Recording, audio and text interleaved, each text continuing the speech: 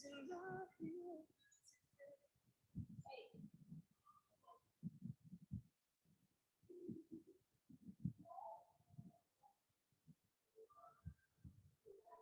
tal? Buenas noches, amigos.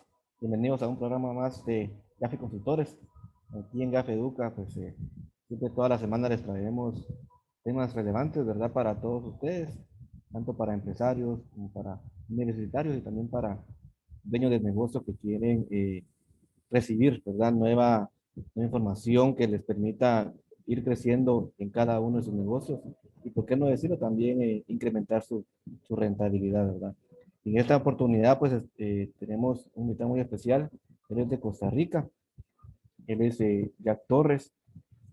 Y el tema que estaremos tratando el día de hoy es el impacto de las tecnologías emergentes en los modelos de negocio, ¿verdad? Vamos a conocer algunas tecnologías que los líderes empresariales y los colaboradores deben de observar para este año 2021 y también en el futuro, ¿verdad? Le damos la bienvenida a nuestro invitado, Jack Torres Leandro, ¿verdad? Como les decía, él es de Costa Rica y pues tiene una amplia experiencia en temas de tecnología. Mucho gusto, Jack, bienvenido.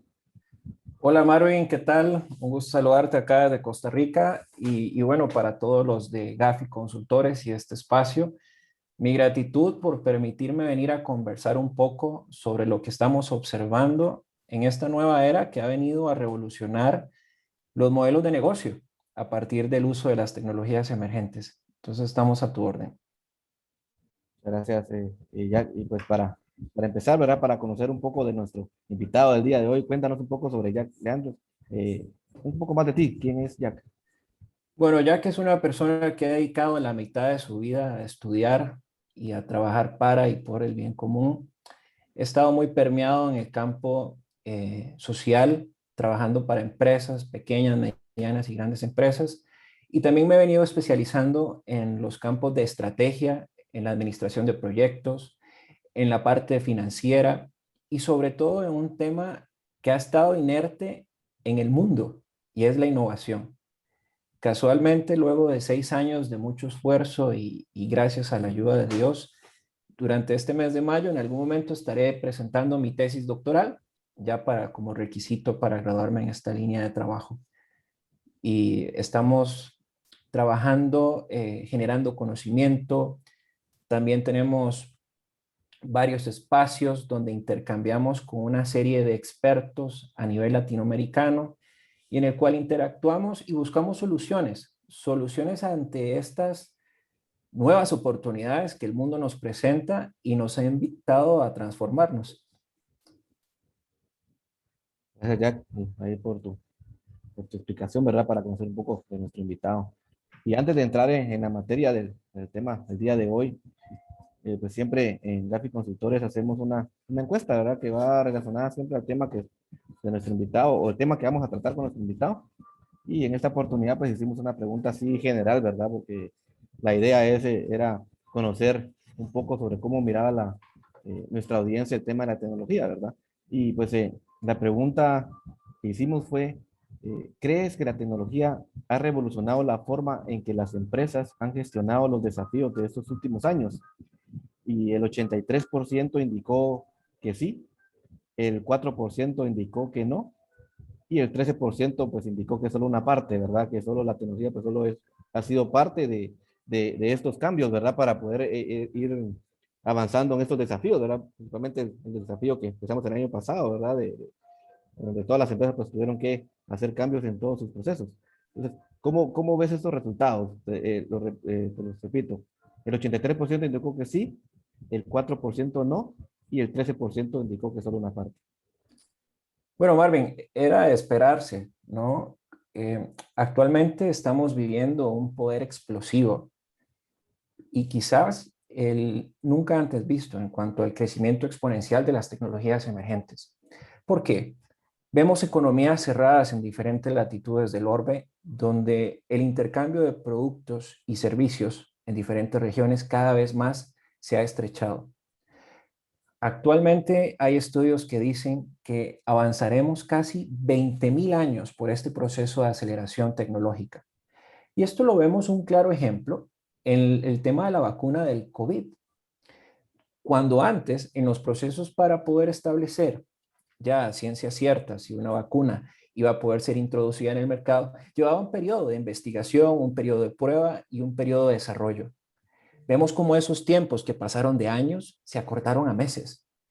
Y no por nada también se dice que desde la ciencia es uno de los principales motores que jala a todas las industrias para que se dé la innovación. Ahora, el uso de la tecnología, aquí hay que separar dos aspectos.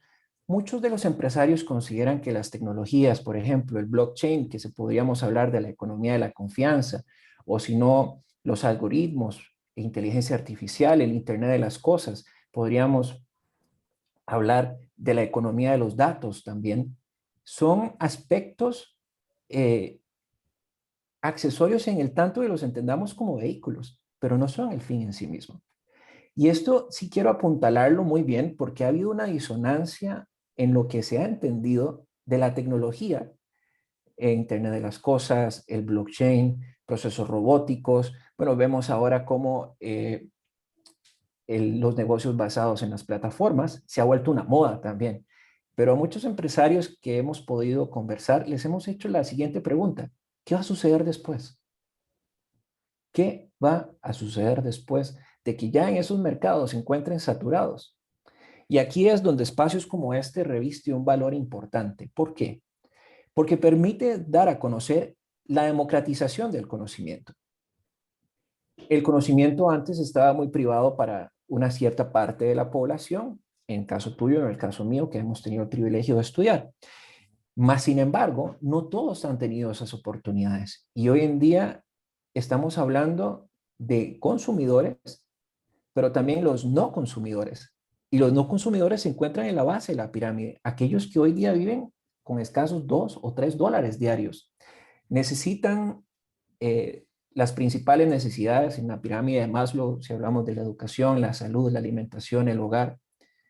Y ahí es donde están las oportunidades para el desarrollo de nuevos negocios. Entonces, más que una era, más que hablar de tecnología, quisiera hacer conciencia de una sola moneda que tiene dos caras: un rostro social y un rostro tecnológico. No sé si quieres ahondar en algún tema o seguimos adelante. Sí, bueno, para empezar ahí, ¿verdad? A entrar un poquito en el tema principal, cuéntanos un poco qué son ahorita mencionabas, ¿verdad? Que estaba la tecnología, estaba el tema de inteligencia artificial, ¿verdad? Hay, y al final también muchos empresarios ven la tecnología como solo una máquina, ¿verdad? O sea, o algo que está en una computadora. Pero, entonces, díganos, ¿qué son las tecnologías emergentes? ¿A qué le llamamos emergente?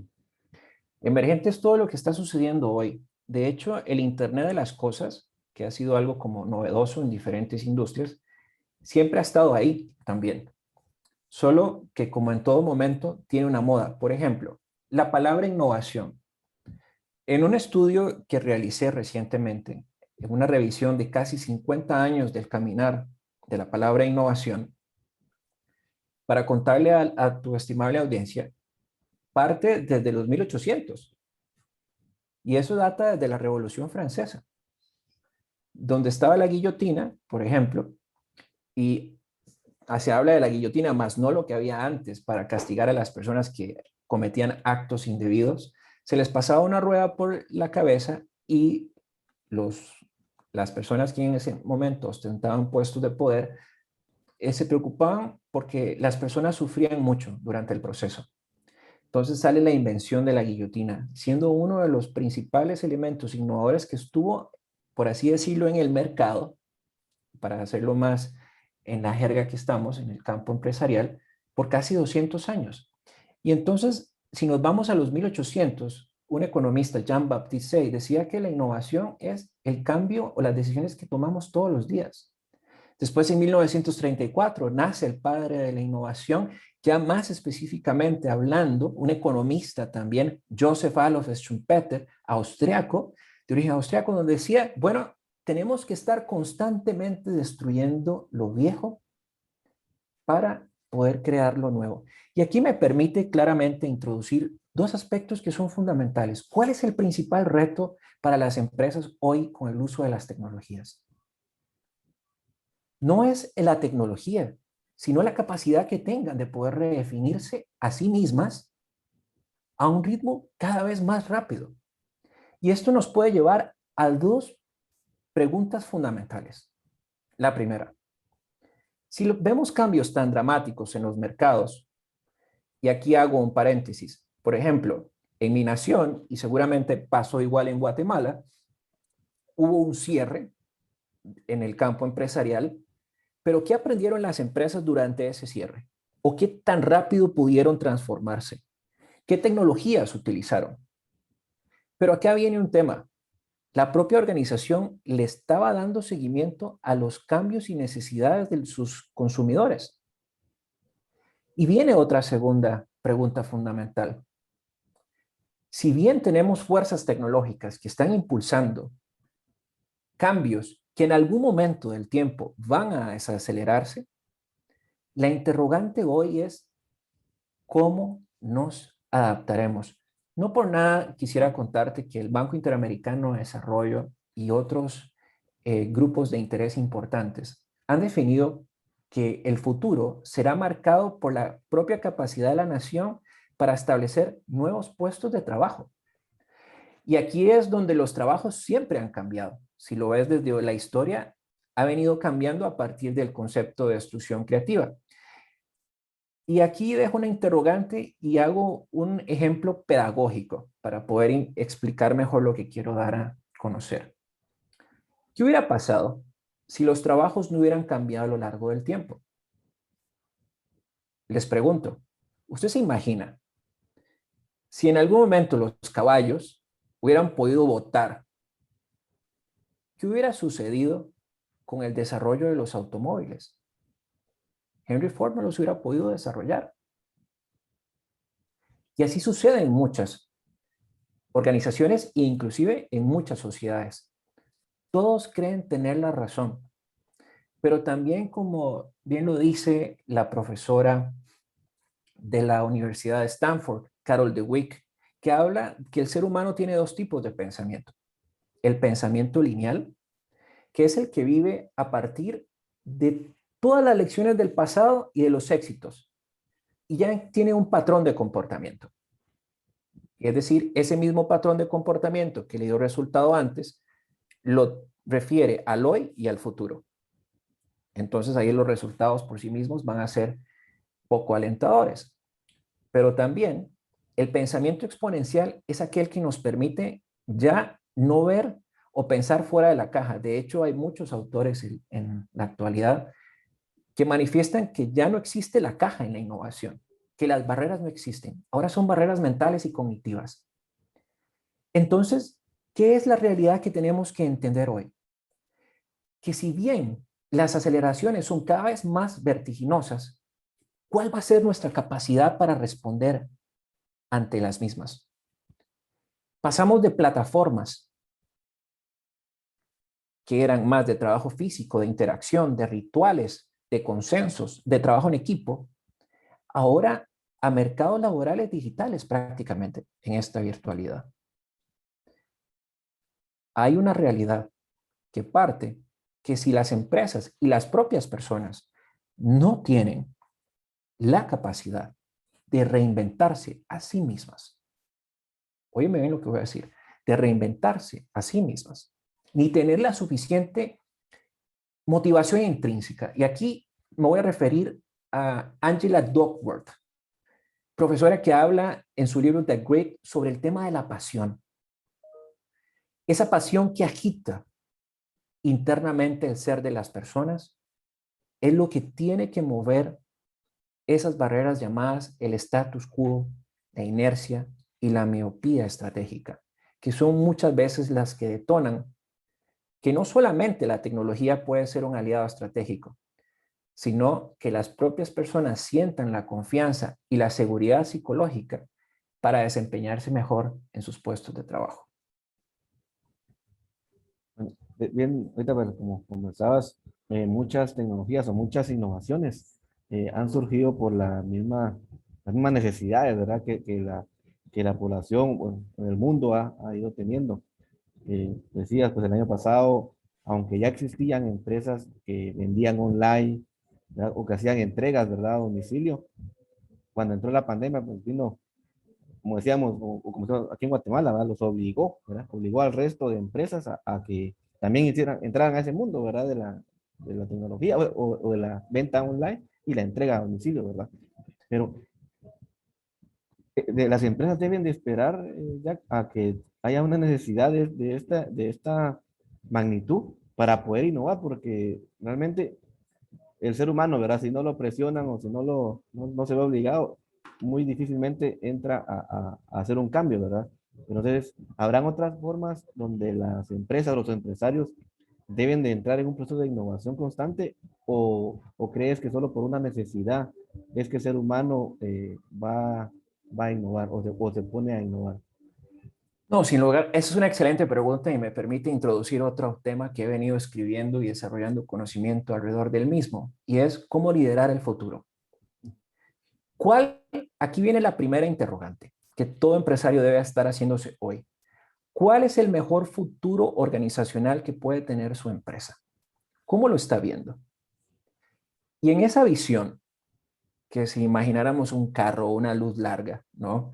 Eh, ¿Qué son las actividades o recursos o capacidades que debe tener mi organización para poder alcanzar esa visión en el corto, mediano y largo plazo?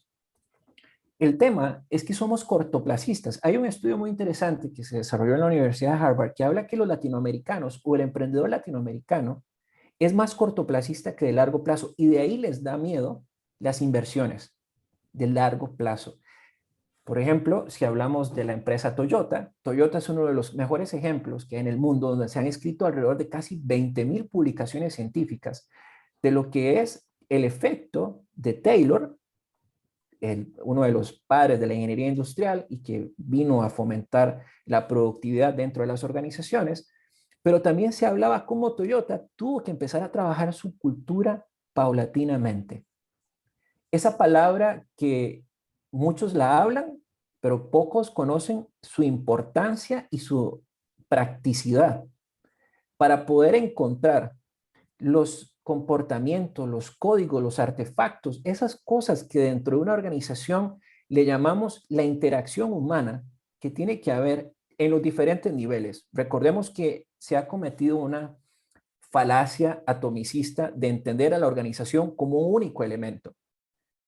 Cada organización en sí misma es un conjunto de personas y eso es un grupo social que está inmerso dentro de otro grupo social y dentro de otro gran grupo social que se llama organización. Y cada uno de ellos responde a culturas o códigos o presuposiciones conjuntas o objetivos comunes. ¿Cuál es el asunto? ¿O qué es lo que ha pasado? Bien lo manifestó Ed Catmull en su libro Creatividad S.A. A veces los seres humanos dentro de una organización piensan que son dueños de las ideas. Entonces les da miedo compartirlas. Y aquí hago un gran ejemplo para poder visualizarlo mejor.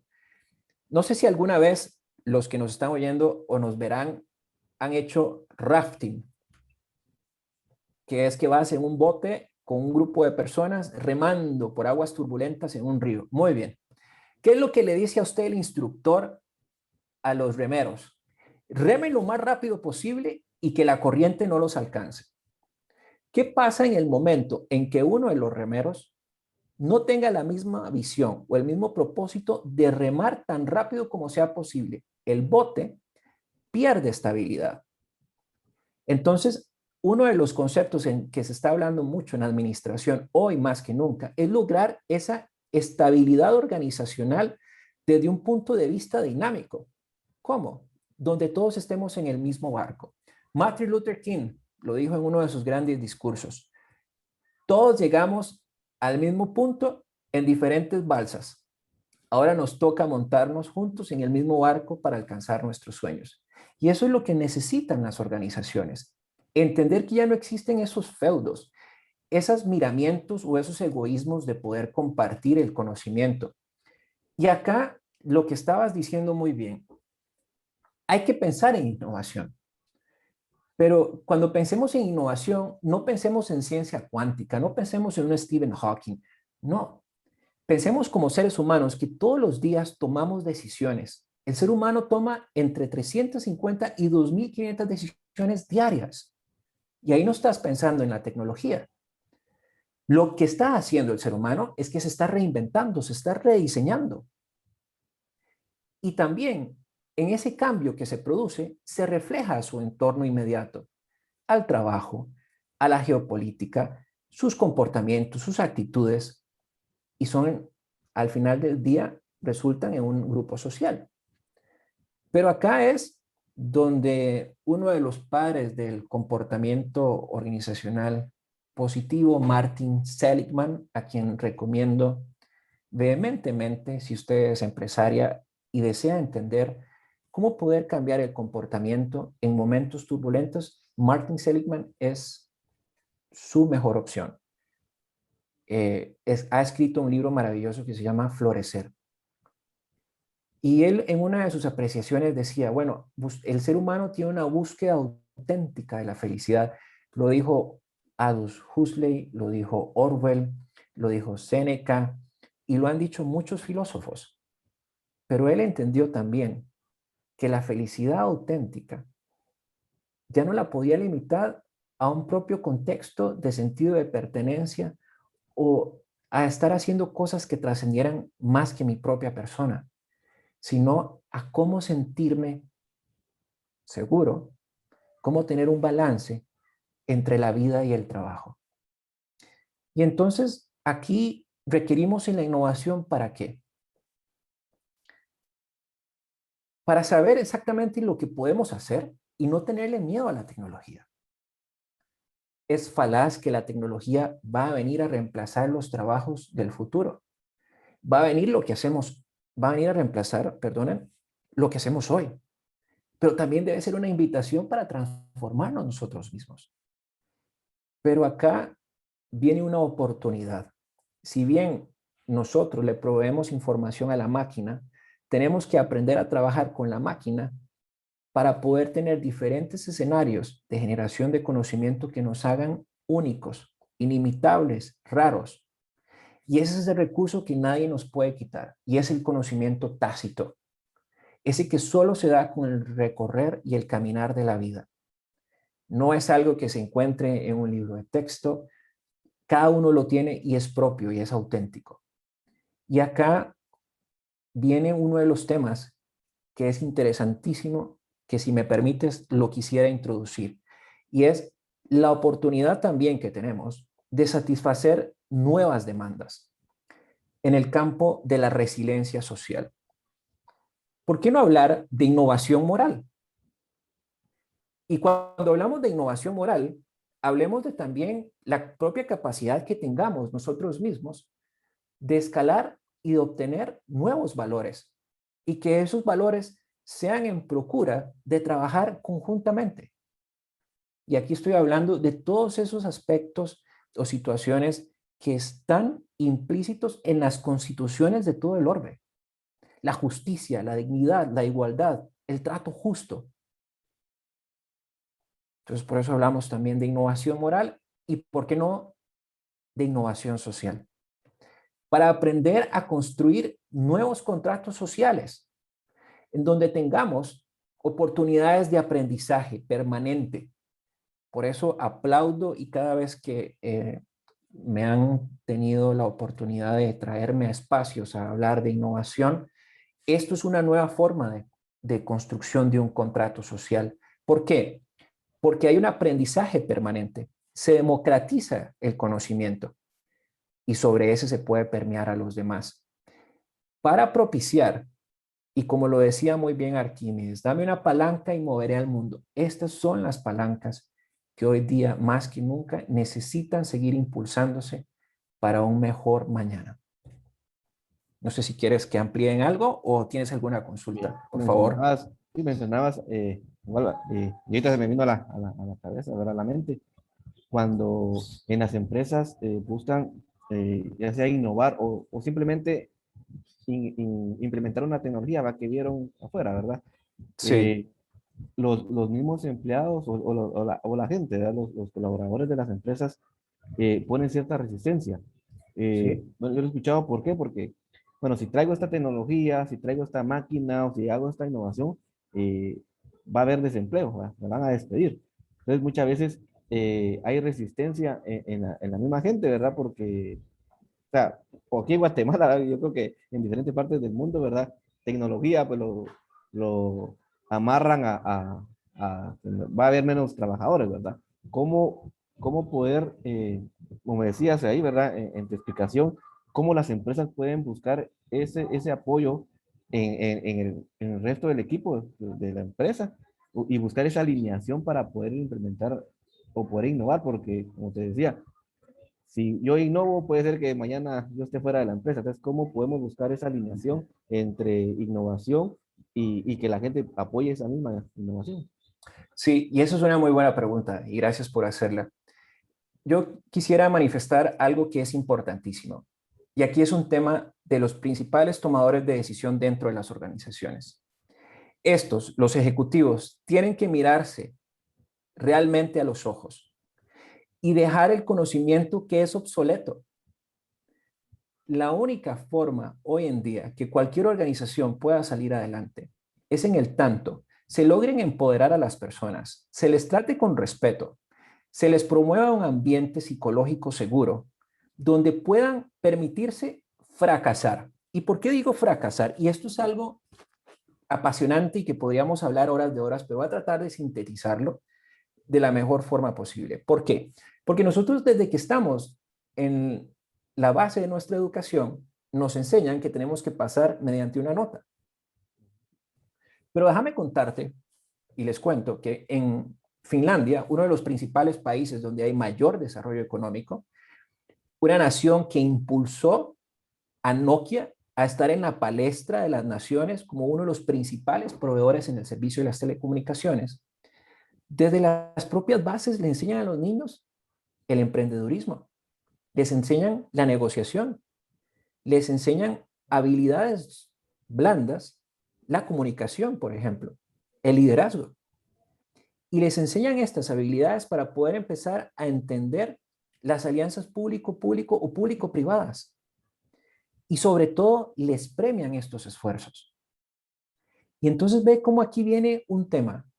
El ser humano cognitivamente ha sido programado que la única forma de tener éxito o el éxito es entendido a partir de una calificación. Pero ¿qué pasa con la lección aprendida? Yo no quisiera hablar de fracaso, yo quisiera hablar de lecciones aprendidas. ¿Cómo capitaliza o cuál es la capacidad de aprendizaje que tiene la organización para aprender? Acá hemos visto muchos ejemplos. Uno de ellos es uno de los gerentes generales de una de las empresas más grandes en el campo tecnológico, que fue IBM. Cometió un error que le costó a la compañía $20 millones. Al día siguiente, él se presenta a su oficina, hace su carta, se la lleva al presidente ejecutivo y le dice, mira, aquí está mi carta. Y le dice el presidente ejecutivo, bueno, ¿y por qué si yo no lo voy a despedir? Bueno, porque cometí un error. No, al contrario. Usted le enseñó a la empresa lo que no debía de hacerse. Y esto quedará en la historia como un claro ejemplo de que en esta compañía no penalizamos las decisiones, penalizamos que las personas no tengan el interés y el impulso para tomar decisiones cruciales. Y acá también podemos hacer muchas analogías de lo que sucede en algunas organizaciones hoy en día. Ante el COVID-19, la tónica ha sido despedir, cerrar o disminuir jornadas laborales. Yo le pregunto a esos empresarios, ¿usted se está dando cuenta que al momento de despedir, lo que está haciendo es que está destruyendo valor a su organización? Porque tuvo una persona, por una cantidad de tiempo, que aprendió las normas, las conductas, los códigos, tuvo conocimiento, absorbió conocimiento de sus clientes. Más bien, el fracaso recae en sus propios líderes, en que no supieron poder reconvertir a estas personas y ubicarlas en el lugar correcto. Y aquí me viene bien decir, la innovación por su definición, que en 50 años de recorrido no ha habido ningún consenso, La mejor definición de la innovación en el campo organizacional, es decir, la innovación organizacional es definida en el tanto se puedan colocar los recursos donde realmente la organización los necesite. No es despidiéndolos, es reconfigurándolos, transformándolos, dotándoles de nuevas herramientas para que puedan salir adelante ante esta situación. Ahora, específicamente ante la pregunta que me hacías, los estudios Pixar, uno de los más afamados actualmente, tiene una historia que data desde la Guerra de las Galaxias con George Lucas, porque era un área que le brindaba servicios de animación digital a este gran futurista. George Lucas dice, yo quiero vender, ya no quiero estar más, y por ejemplo, el grupo digital ya no lo voy a necesitar, en virtud de que el comprador tenía ya un equipo robusto. Ed Catmull no se da por vencido, busca, toca una serie de puertas, y al final del día llega un visionario, Steve Jobs, y le dice, yo le voy a dar a usted el dinero, yo no me voy a meter en la operación, usted se va a seguir encargando, pero sí quiero un retorno, y es muy loable porque hay un riesgo de invertir en una empresa que está prácticamente desempleada.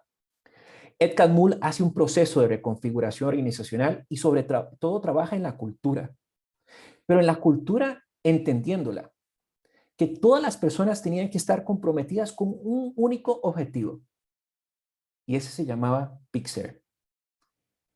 Él, en sus reuniones ejecutivas, Marvin y amigos, tenía 3 reglas, pegadas en la pared, la entrada de la puerta, muy marcadas. La primera, las ideas no son tuyas, son de la organización. Segunda, si vienes a exponer tu idea, es decir, tu proyecto, el film que ibas a hacer en tema de animación digital o la película digital, tienes que tener la capacidad de recibir opiniones constructivas y no tomártelo personal. Y la tercera, disculpándome por el francés, pero creo que hay que ser elocuente en estas presentaciones para que el mensaje quede muy claro. Si no estás de acuerdo con ninguna de los primeros 2 puntos, lárgate de mi empresa. Ahí él estaba enviando un claro mensaje a la organización. Si quieres montarte en el equipo, súbete. Si no, déjanos trabajar. Por favor. Mira, ahorita tocabas el tema de la cultura, ¿verdad? Y creo que es una de las bases o uno de los pilares de un cambio en las empresas, ¿verdad? O mantenerse a flote. ¿Cómo estas tecnologías, ¿verdad? Que estamos tratando el día de hoy, pueden apoyar a esa cultura, ¿verdad? Para pues, alinearla, ¿verdad? A los objetivos de la empresa Sí. y que no haya ningún desvío, ¿verdad? ¿Cómo podemos aprovechar las tecnologías actuales, ¿verdad? O con base en tu experiencia para poder apoyar una cultura organizacional. Bueno, primero tiene que establecerse, como todo en la vida, un propósito. ¿Por qué voy a adoptar ese propósito? Y ese propósito tiene que estar claro hasta que mi hijo de 9 años, Santiago, lo pueda leer. Yo siempre le digo a las personas, si el propósito no está claro, todos los pensamientos que puedan ser circundantes van a ser pura falacia. Porque, como decía Antoine de Saint-Exupéry, en El Principito, cada quien tiene su mundo e interpreta la realidad dependiendo cómo lo mire a través de sus ojos, ¿no? Si el propósito no está claro, las personas no van a saber por qué están haciendo las cosas y no va a haber un sentido de pertenencia. No va a haber ese sentido de tener la suficiente capacidad de tener optimismo ante lo que está sucediendo, de tener esperanza de que estamos en el camino correcto, de sobre todo ser resilientes. Hoy más que nunca las organizaciones y las personas hemos tenido que aprender sí o sí a ser resilientes. Como bien lo dice Klaus Schwab en su libro El Gran Reseteo. Klaus Schwab, el presidente del Foro Económico Mundial, lo dice muy bien. Si hoy no has entendido que hemos tenido que apagarnos, borrar en la memoria todo lo que teníamos y entender que esta es una nueva era, el único síntoma más allá del COVID-19 es la enfermedad mental, que ese es otro tema que nadie está hablando. Podemos hablar de la tecnología, pero hablemos también cómo están las personas hoy en día sintiéndose ante esta situación donde su vida cambió dramáticamente. si bien la tecnología es necesaria. ¿En qué sentidos? Veamos, por ejemplo, las organizaciones que tienen datos por doquier y quieren incursionar en procesos de ciencia de datos o Big Data. Si no saben qué es lo que quieren al final del día de esa información, van a pasar ahogándose en un mar de información que más bien las personas van a sentir una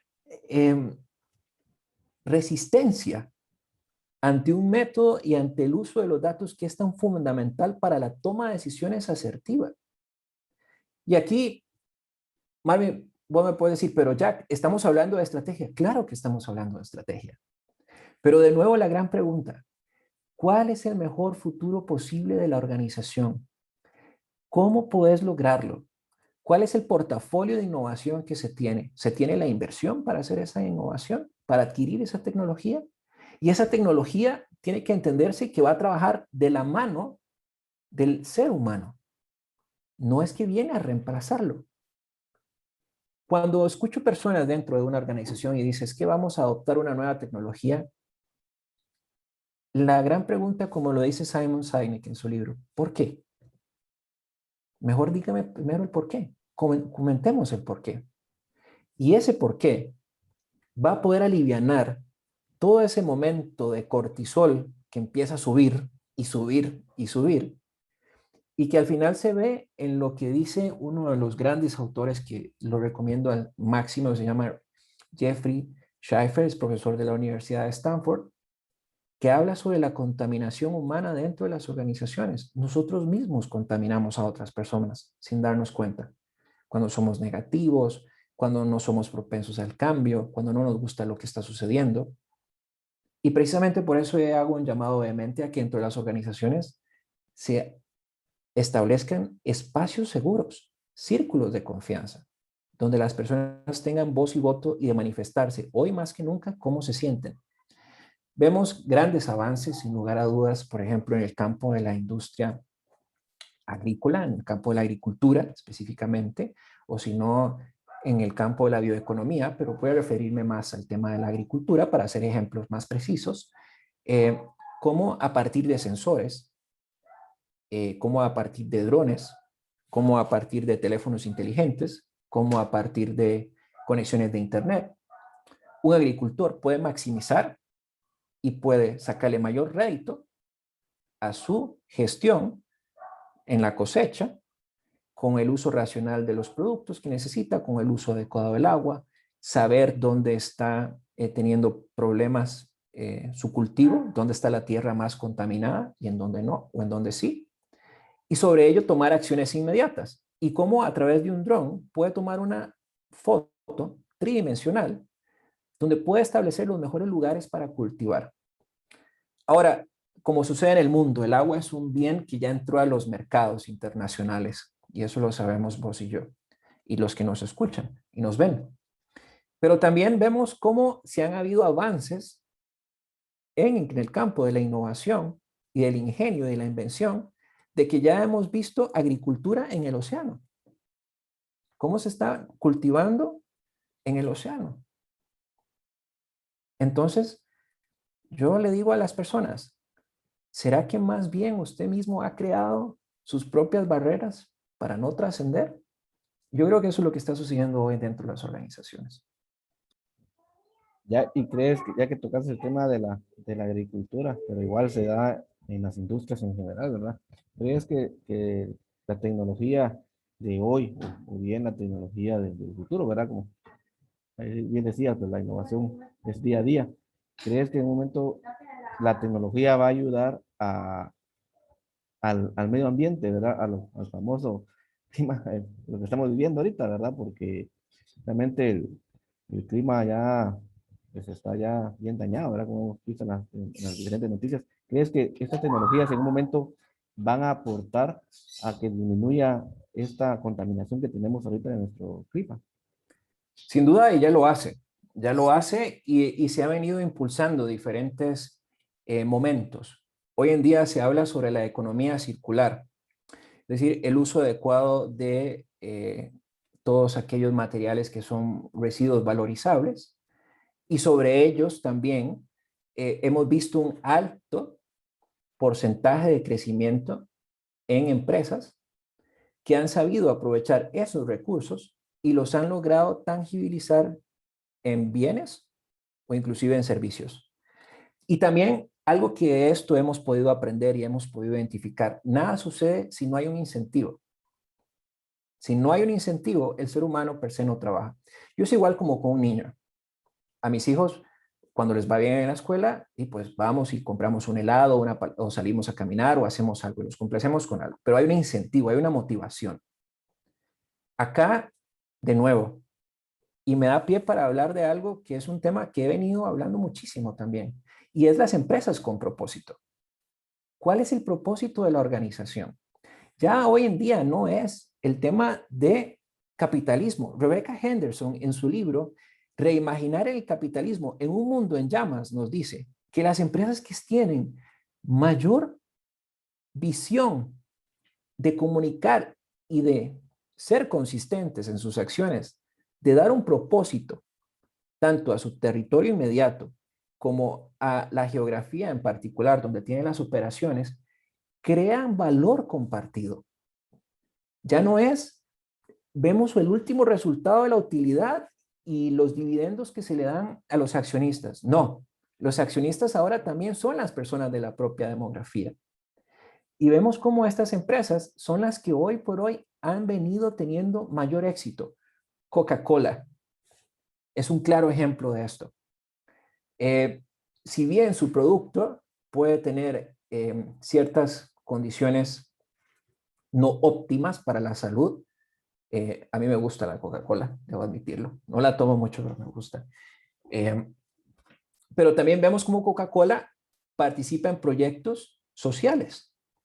Caso de Nestlé, es uno de los mejores casos que existe en el mundo a partir de la teoría del profesor Michael Porter y del profesor Kramer, que indica que entre la empresa le dé un valor a la comunidad donde tiene sus operaciones instaladas, va a ganar dos aspectos. Primero, fidelidad y credibilidad. Al final del día, ¿quién es el que legitima los productos o los servicios que tengan? Todos nosotros, la sociedad. Entonces, ¿qué hizo Nestlé en Colombia? Se dio cuenta de que tenía operaciones en una comunidad de bajos recursos. Construyó una fábrica, una pequeña fábrica de producción, es decir, hizo un pequeño conglomerado productivo con diferentes adyacencias de diferentes insumos que pudieran todos concatenarse, y a cada uno de ellos les dio la posibilidad de operacionalizarlos, administrarlos y pagar un alquiler simbólico a 200, 300 años con tal de generar empleo. Esto es una empresa con propósito. Pero aquí también se dieron cuenta que para sobrevivir en un mercado tan cambiante, tenían que estar dispuestos a dejar de obtener tanta utilidad. Porque en el mundo de hoy al que vamos, muchos puede ser que si acaso vivan, como ya sucede en África o en estos lugares, con $1 al día.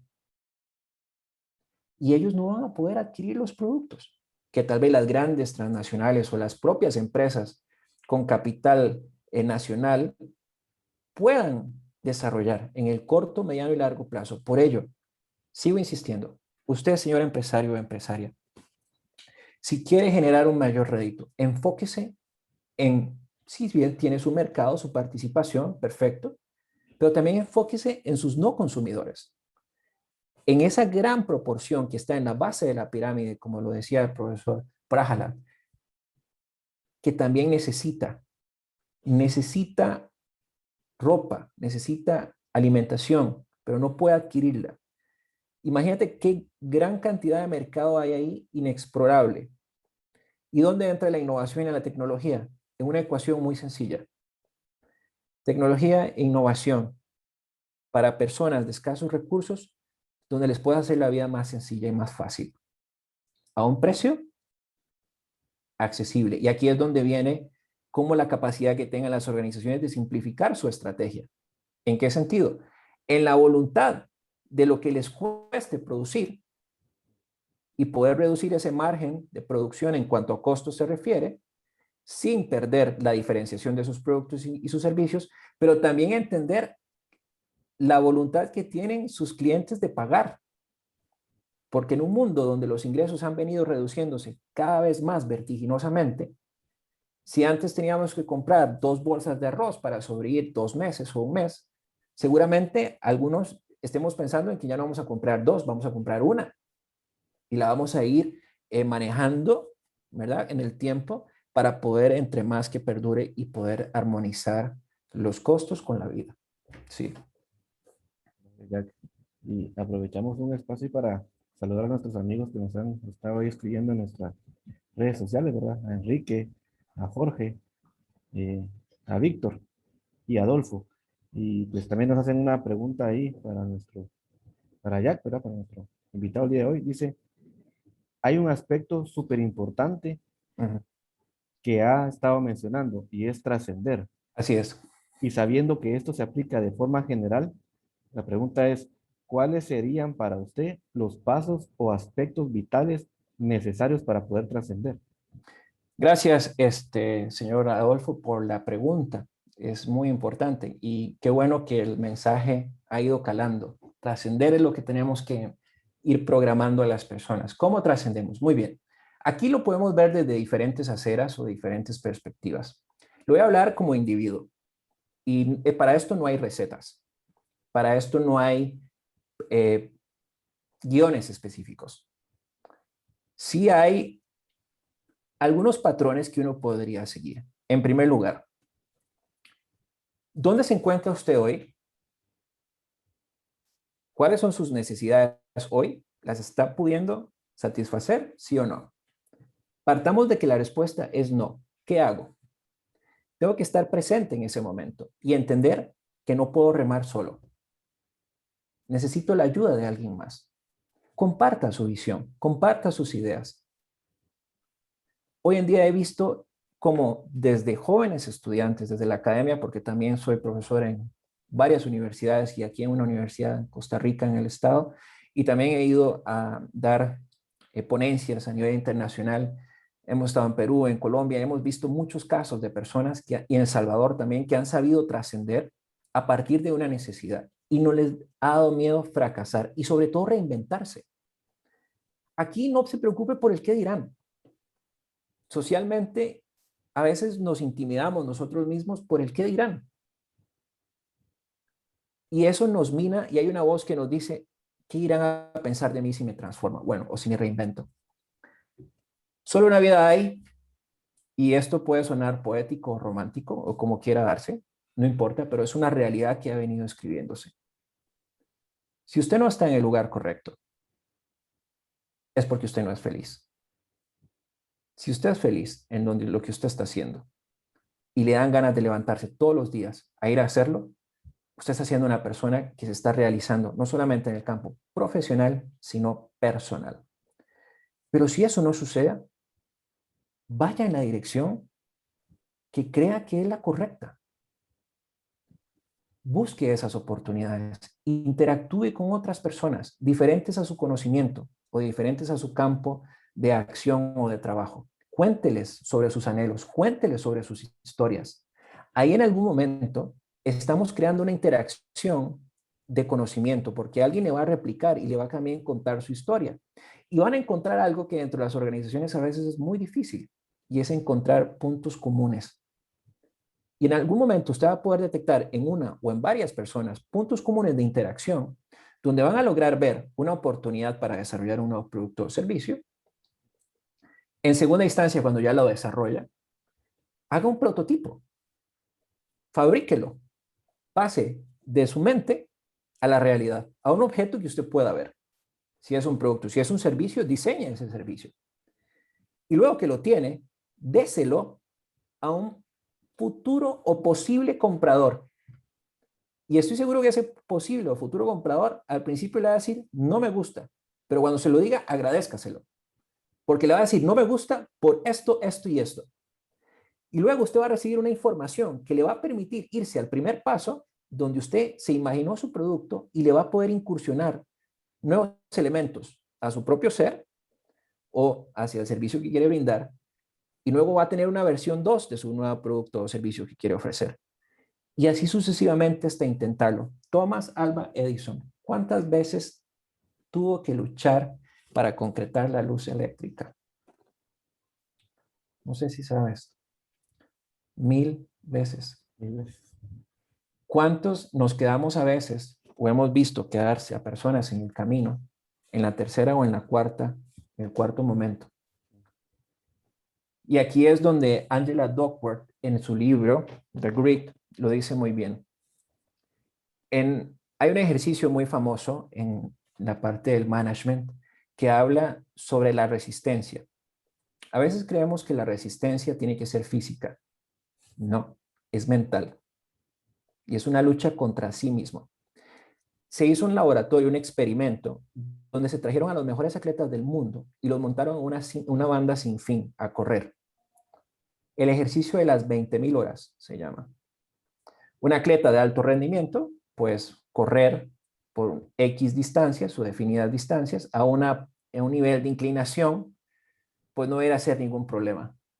La mayoría claudicaba casi al 70% del recorrido. ¿Quiénes no claudicaban?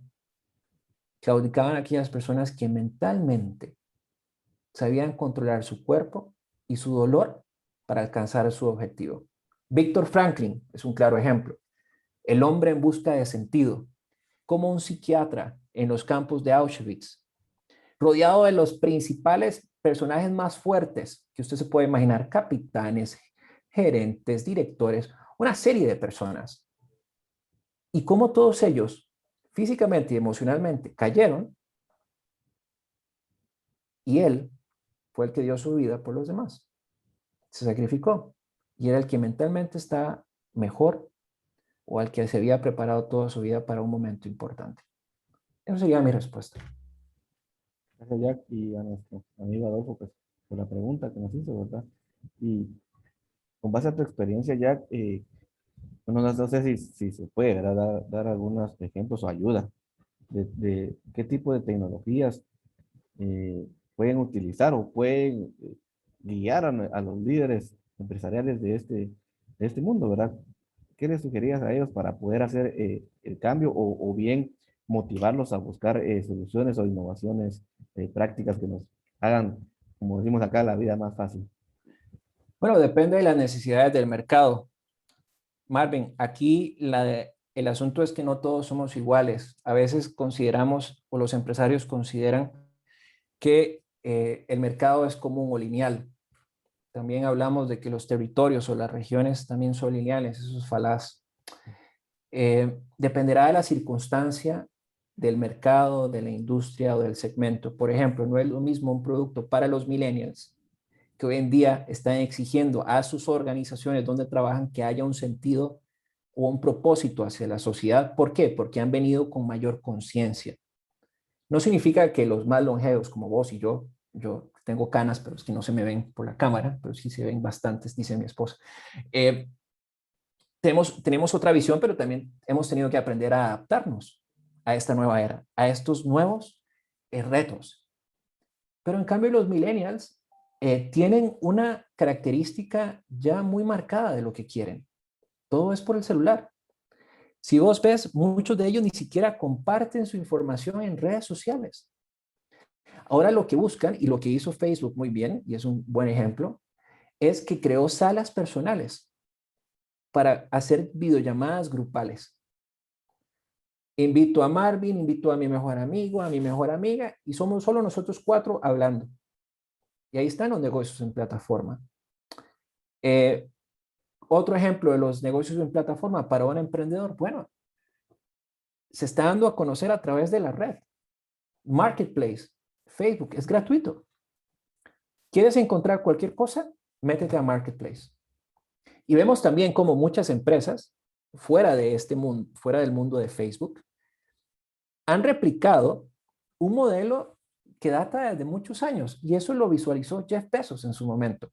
Jeff Bezos, cuando empieza Amazon y empieza la interacción entre el proveedor, la máquina o la virtualidad y el comprador, Lo que él tenía en su mente era poder tener una amplia gama de oportunidades y variedad selecta de proveedores para que los compradores pudieran adquirir su producto a la medida. ¿Y cómo empezó? Bueno, empezó con una competencia en el tema de los libros. Hay un caso muy famoso de Amazon contra Barnes Noble, que es una de las principales librerías en los Estados Unidos. Para quienes nos gusta los libros en físico, el olor al papel y sentirlo, nos ha costado mucho dejar la parte digital, irnos a la parte digital, perdón. Pero también ha sido otra forma de poder tener nuestra biblioteca digitalmente y a un precio más accesible. Lo que te cuesta un libro en físico con respecto a un libro digital, la diferencia puede ser un 75, más de 100%, a veces inclusive en el precio. Pero aquí viene el poder detectar las oportunidades. ¿Cuál es el modelo que se está haciendo actualmente? Bueno, conectando un proveedor con un cliente por medio de la plataforma. Y eso es lo que hace el blockchain también, que ahí podríamos hablar de la economía de la confianza. Lo veremos mucho en los próximos meses, cada vez más, en temas de cadena de abastecimiento en la parte de supply, que es donde también se darán las principales innovaciones y en la forma de distribuir los productos. No es tanto en la parte del desarrollo del producto, no, sino en la forma en cómo lo estoy entregando. Hoy en día, en esta pandemia, ya nadie quiere ir a un supermercado. Entonces, ¿qué haces? Pides todo por internet, virtualmente. Y si quieres ir a comprar algo, llegas a un centro comercial, abres la cajuela, te ponen todo en la cajuela y simple y sencillamente te vas y ya no hay ningún contacto. Pero ¿qué está pasando con eso? Los rituales, la parte social, la parte emotiva, nos estamos dejando de lado. Hemos visto altos índices de familias deterioradas porque pasaron la mayor parte de su vida trabajando y ahora que en el momento que tuvieron que encontrarse, les ha costado esa interacción con el día a día. Y sigo insistiendo, como bien lo decía la Organización Mundial de la Salud, la enfermedad después del COVID-19 es la salud mental. ¿Y qué estamos haciendo para prevenirla? No estamos haciendo mucho. Y eso es uno de los aspectos que las propias organizaciones tienen que empezar a comprender, erradicar nuevamente su conocimiento obsoleto y dar pie a entender ya en, lo iba a decir folclóricamente, pero me arrepentí, que embuirse o a zambullirse o a sumergirse en nuevas tendencias que cada vez marcan una gran diferencia, más enfocada en las personas, más empresas con propósito, donde cuando se habla ya de innovación, no estamos hablando de la innovación tecnológica como sucedía en 1960 o 1970, que en esos años se hablaba de innovación tecnológica e innovación administrativa, solo habían dos tipos.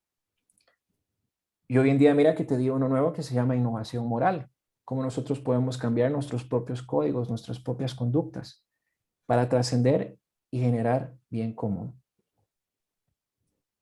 Sí, como bien decía, ya que, bueno, las empresas están formadas por personas, ¿verdad? Y realmente eso sí, como bien decía, ha quedado eh, bien a un lado, ¿verdad? Aquí en Guatemala, te decía, lo hemos visto, cuando empezó lo de COVID-19, pues lo que hicieron fue, en vez de sentarse y realizar su estrategia para ver en dónde podían reducir otros tipos de costos, ¿verdad?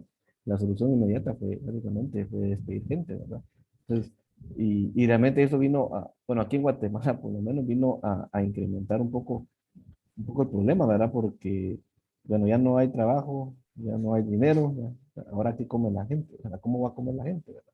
Entonces vino de esta forma, pues, a empeorar un poco la situación, ¿verdad? Porque igualmente, como decía, las empresas, pues, se fueron un poquito más a, a reducir sus costos por la gente, por despedir a la gente y no revisar su estrategia, ¿verdad? Y hacerla, como decías, hacerla más ágil, ¿verdad? O buscar otros, otros cambios o otras innovaciones que permitieran reducir sus costos y avanzar, ¿verdad?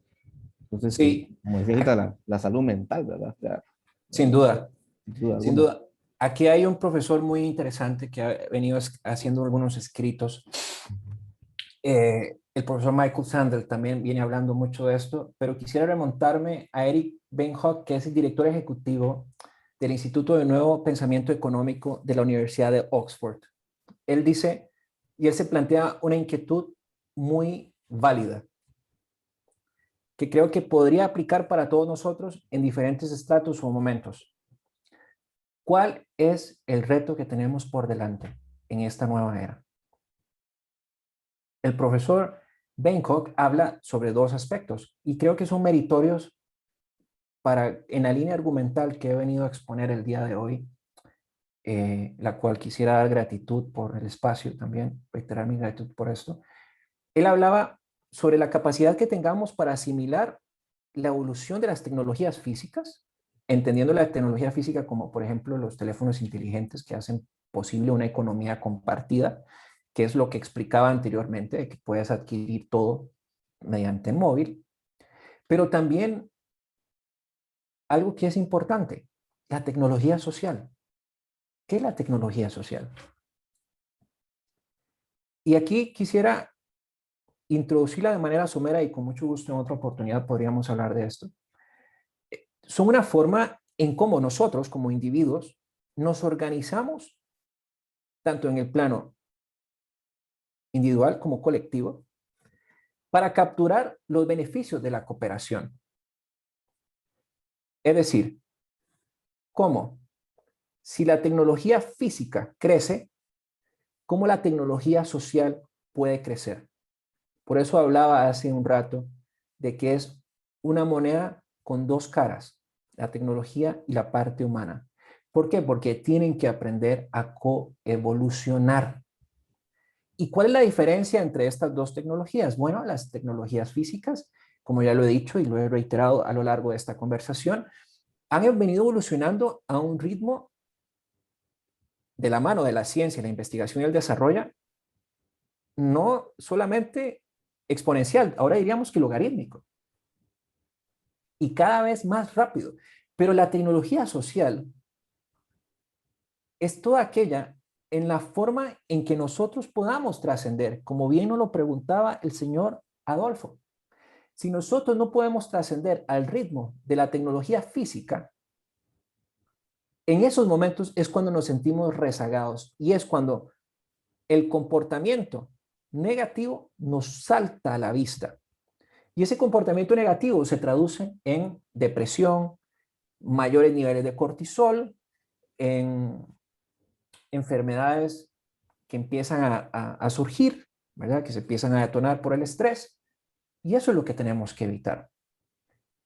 Y esto me lleva a tres puntos muy marcados ya para cerrar esta conversación, a menos que tengas algo más que quieras que aporte. En primera instancia, hoy día hay un fenómeno que he venido observando y es que tanto los individuos como los grupos sociales están buscando a alguien, óyeme bien, que frene o aplaste el cambio. Imposible. Lamento decirlo, imposible. No hay forma que el cambio no siga. Tenemos que aceptarlo. Y en el tanto, en los individuos, los colaboradores y las propias organizaciones lo entiendan, se puede aminorar la ansiedad que muchas veces se ve reflejada en los niveles de productividad de las organizaciones, o en los niveles de creatividad, o en los niveles de proponer más ideas. Y otro aspecto de la mano que acabo de mencionar, que llegó el momento que verdaderamente redoblemos esfuerzos para que esta brecha de ansiedad que se ha venido detonando con justa razón, podamos ponerle un final a partir de la imaginación y la innovación. Y no utilicemos las tácticas del miedo o soluciones simplistas, entiéndase simplistas, aquellas que a veces escogemos los caminos fáciles para resolver las situaciones dentro de las organizaciones. Y es lo que decía anteriormente, la capacidad que tienen los líderes para poder tomar decisiones cruciales. Es por ello que ya para cerrar esta conversación, es en mi entender, en mi escaso entendimiento, que en esta nueva era verdaderamente tenemos que entender y promover y seguir estudiando y seguir generando mayor conocimiento para robustecer la psicología individual, la colectiva, la de las propias organizaciones y, ¿por qué no?, de las mismas sociedades, para encontrar las formas de poder adaptarnos y evolucionar al ritmo que esta era nos invita. Muchas gracias, Jack, por tu participación. En verdad fue un tema bien interesante, ¿verdad? O sea, igual nuestra audiencia ahí que necesitaban por el tema. Y sin Y duda también, alguna, pues, también se vale decir, no estoy de acuerdo. Yo siempre he dicho, nadie es el que tiene la verdad absoluta. Yo solo vengo a contar una historia en base de la evidencia y la ciencia que he venido estudiando durante los últimos años. Pero sí hay algo que es muy certero. Si no cerramos estas brechas de ansiedad y de miedo, nos hundiremos con ellas. Y esa no es la idea. como decía, ¿verdad? La parte humana, ¿verdad? Realmente sí, creo que se ha ido perdiendo, realmente en las empresas a nivel de gobierno, ¿verdad? Se ha ido perdiendo, pero esperemos que como humanidad, ¿verdad? Porque realmente uno puede empezar a hacer el cambio, ¿verdad? Pero también necesitamos que los demás nos sigan, ¿verdad? Para poder generar un cambio más rápido y de mayor magnitud, ¿verdad? Sí, Realmente agradezco tu participación y sin duda alguna pues estaremos ahí conversando para tocar otros temas, ¿verdad? Porque realmente una hora hablar de todas las tecnologías, mencionabas ahí la moral, ¿verdad? La social, realmente es poco el espacio, ¿verdad? Pero sin duda alguna sí, vamos a poder coordinar otras entrevistas, ¿verdad? Para poder llevar, ¿verdad? Como te decía, educación, ¿verdad? Información, ¿verdad? Que genere valor a nuestra audiencia, ¿verdad? Y también a todos los que nos puedan ver, ¿verdad? En diferido, ¿verdad? Porque al final, correcto. yo siempre he dicho que la educación es gratuita, ¿verdad? Es lo que nos permite aprender y sobre todo, pues, llevar el cambio a este mundo pues, que tanto lo necesita, ¿verdad? Muchas gracias, Jack. Te agradezco tu participación y que pases feliz noche. Gracias, Marvin. Gracias a tu estimable audiencia y bueno, eh, que este momento sea un momento de cambio y de oportunidad para seguir trascendiendo y que pasen a todos una feliz noche también. Y un saludo cordial desde Costa Rica. Hasta luego. Gracias a todos y recuerden, pues, la moneda de dos caras, ¿verdad? La tecnología y la humanidad. Muchas gracias, Jack, y a todos. Feliz noche. Nos vemos a la próxima.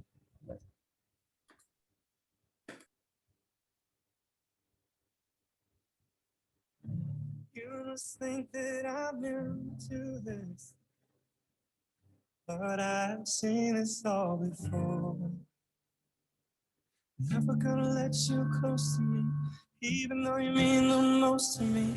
'Cause every time I open up, it hurts. So I'm never gonna get too close to you, even when I mean the most to you. In case you go and leave me in the dirt. But every time you hurt me, the less that I cry. And every time you leave me, the quicker this tears dry. And every time you walk out, the less I love you. Baby, we don't stand a chance. It's sad, but it's true. I'm way too good at goodbyes. I'm way too good at goodbyes.